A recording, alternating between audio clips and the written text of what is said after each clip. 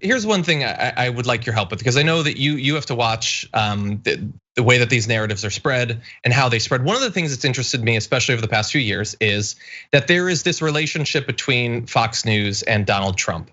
That he clearly, he's been very explicit from the beginning that he watches a lot of Fox News. We know that he live tweets it and things like that. He becomes obsessed with the things that they talk about. But we also know that sometimes they will work to amplify things that he's become obsessed with. So like with hydroxychloroquine, it seems like Tucker Carlson and Laura Ingraham sort of got him interested in that.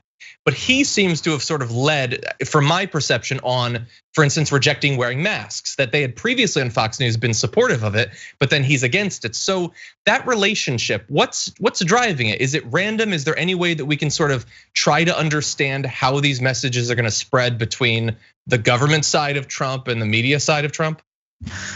To my knowledge, it seems like there are a few people at Fox News who can influence Trump to have X opinion, and those are the pundits. Those are like the Laura Ingrahams and the Tucker Carlsons. They might say something and Trump might be watching, and all of a sudden he's saying it too.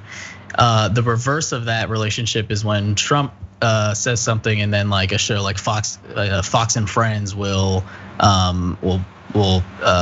amplify that. So it's just so because Fox News as a business or as a corporation is multifaceted in its personnel. I think it just depends on who the show or what the show is and who the person is, where you get that kind of point A to point B relationship in terms of a narrative.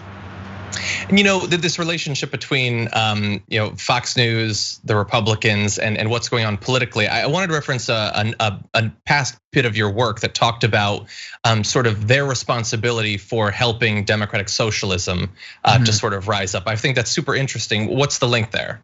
So that the idea behind that opinion was that Democrats will come out with some law that's pretty centrist by all means, and then Republicans will respond to that law by calling it all kinds of crazy socialism. And what that does is amplifies that law, and it also creates. So all right, let me give you one like hardcore example, which is the environment. So Obama, the centrist, came out, did all these like environmental things we applauded him for, and when Trump came into office, they kind of rescinded all that stuff, and it created a worse environment. And now, because of this worse environment, we are forced to bring up our support for things like the Green New Deal, which the things Obama was doing in the first place were called socialist. And now, like as things get closer and closer to actual democratic socialism, like this just wouldn't have happened if Republicans weren't overreacting in the first place. So that's just kind of how there's a couple other examples like Obamacare, but that's how I see socialism, the need for democratic socialism growing.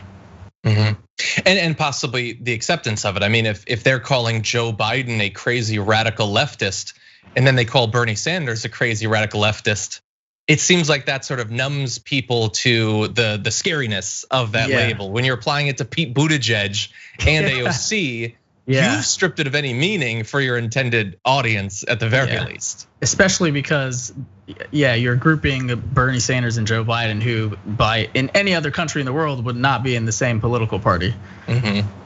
Exactly.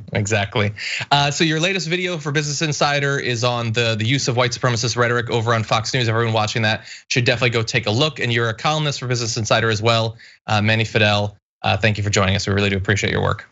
Absolutely, thanks for having me.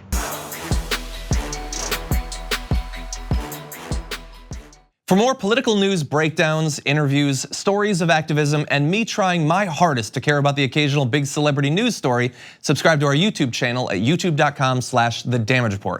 And you can ring the bell wherever it is so you don't miss anything.